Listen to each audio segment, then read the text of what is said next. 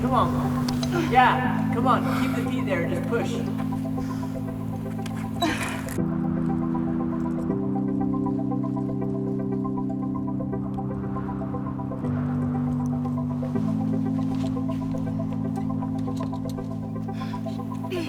Come on.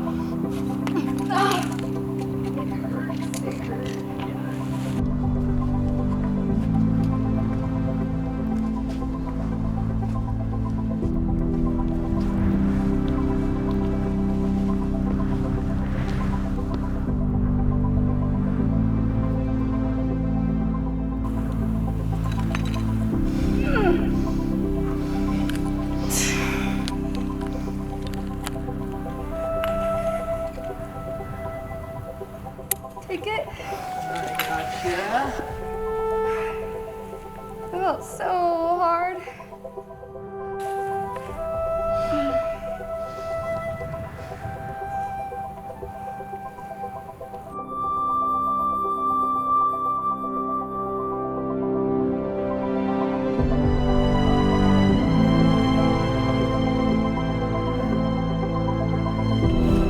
Gotcha.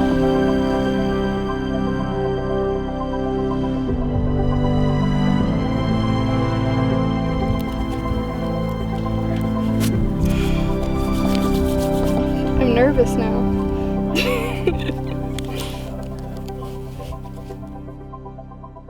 My name is Annalisa Terzini and I'm from Texas.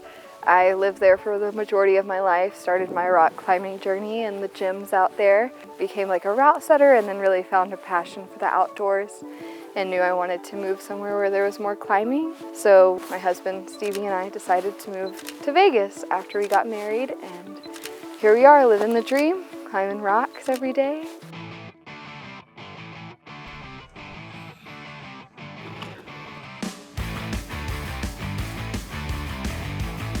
So today I am going to be trying my project at the moment, Pet Shop Boy. It's 512D. It's really cool. It's a pretty powerful climb in my opinion. There are a couple big moves which I would say are like the cruxy sections. You ready? Yeah, push, push, push. Thank you. Oh, sick, dude. Ah! Come on. Find your feet. Ah! Yeah. Ah! For the first try, I could not get past the actual crux of the route. I had to stick clip up. I couldn't like just lead at all. It was pretty exciting though. I remember immediately falling in love with that climb. Like all the moves on it were just so fun and exciting, and they're all different. It's really cool. I think that your first experience with a climb is always very interesting because you don't know what the falls are like, you don't know what the moves are, you're just trying to figure it out.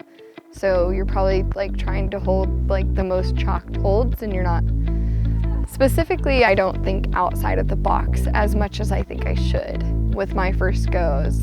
The reason why I originally wanted to start trying Pet Shop Boys was I watched Stevie climb it, and he's like a pretty good gauge for me, I think. I use him a lot, and like when I want to start a project, asking him what climbs I might like, because he does a lot of volume in the grades that I project. So I typically feel like if he can't do something, then I don't try it because he's just quite a few grades above me. But I try not to let that like really get into my head, because I think that you should just try things that look fun no matter what. Whoever you are, whatever, like that's what climbing's all about. Just trying to find your limit, trying to have fun while doing it. Oh yeah. I'm so excited to climb today. Very windy. Probably like 45 right now and windy, which for me is really cold. Build the feet. Yep. Come on. Very nice.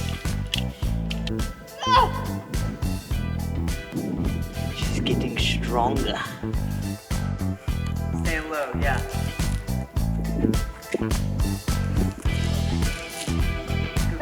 Good hitting. On.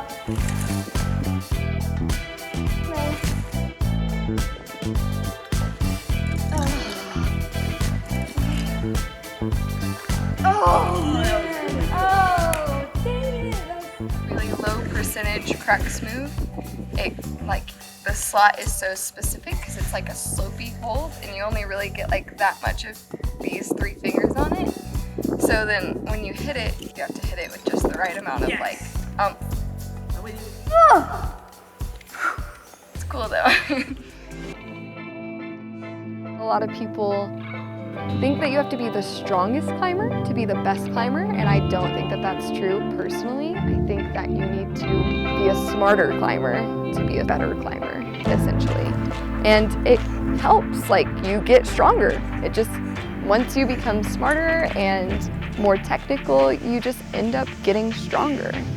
I think a lot of people think that you can go train in a gym and then come outside and just send really hard things. And although that may be true of some people, there's a lot of style and movement that you have to learn from just climbing on rocks. And you're not gonna learn that on a hangboard. And also it just takes time. The variation in movement and hold style really adds up. It really helps you just overall become a better climber. Take it there. I got you there. Oh, honestly didn't get too pumped, which is exciting. So hopefully if I stick the crux move, you just do it. We'll see. You have to really get comfortable on a rope, being above your bolt.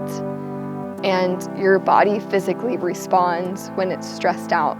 So if I'm stressed above my bolt, I can start shaking, I can second guess my movement. My head's not really in the climbing, it's more in the fall.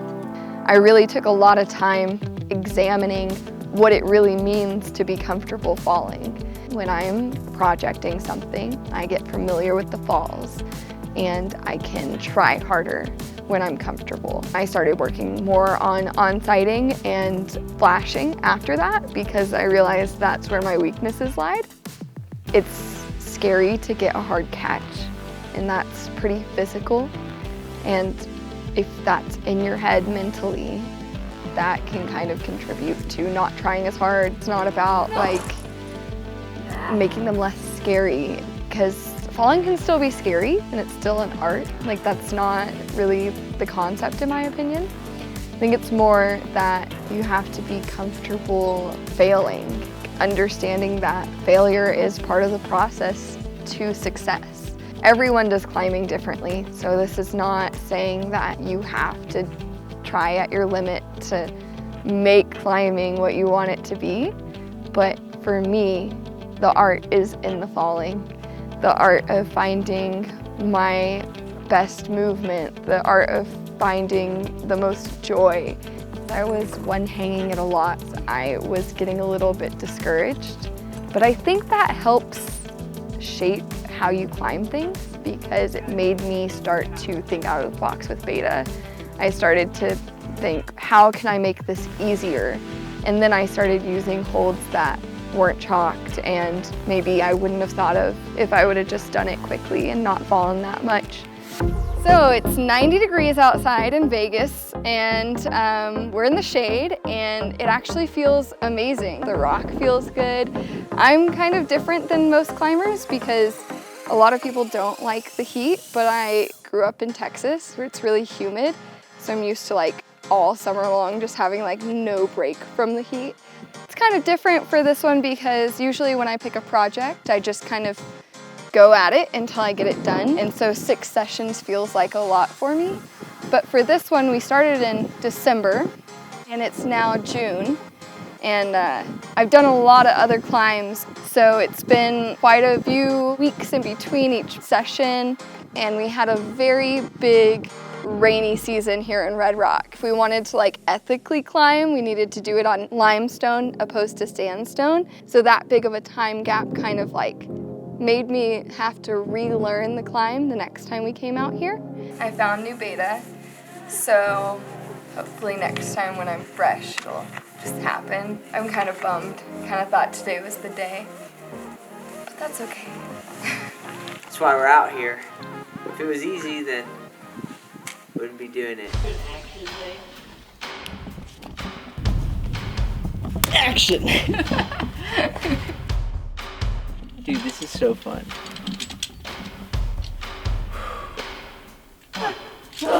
One fall, 105 degrees.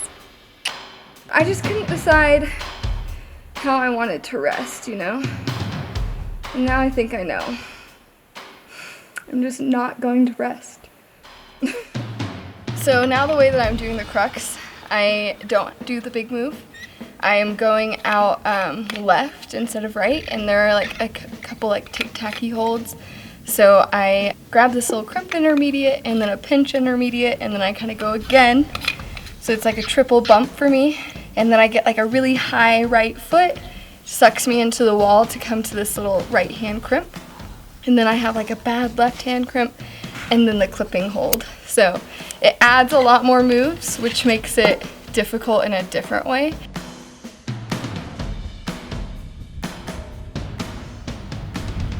Oh, I really can't.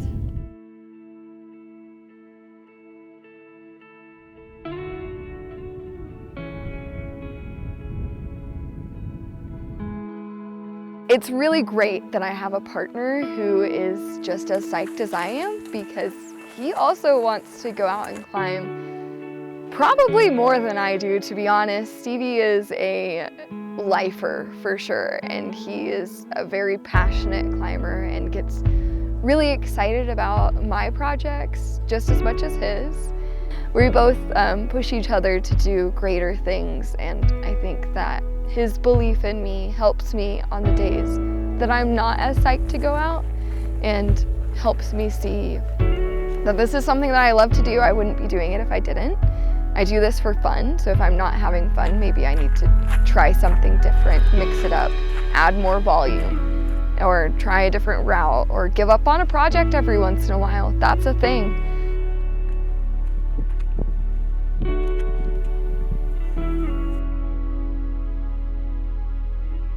My time outside helps my mental health a lot. I don't know if it's the sunshine or just nature or everything. I think that learning about falling and failure has actually helped my personal life, and understanding that even if something is difficult at first, I can make it more comfortable over time.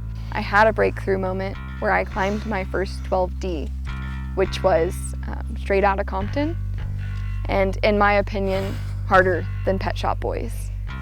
Then I also did my first 13A, and I had this moment where I was like, I am capable of this.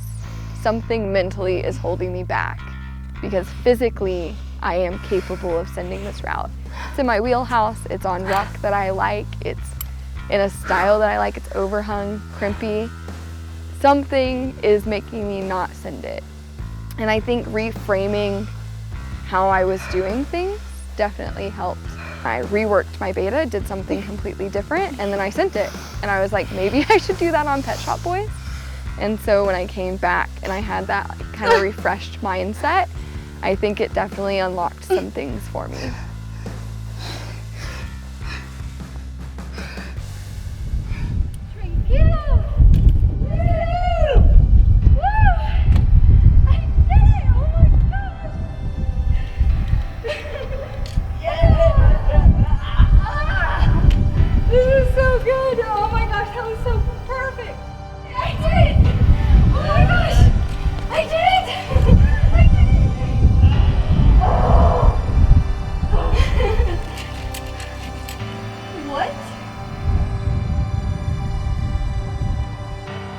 Throughout the year of falling, I really also became comfortable with myself and was able to put myself out there more and just be able to say, I don't know what I'm doing, but I'm gonna try really hard, and if I do something wrong, I will try to fix it and try to be better.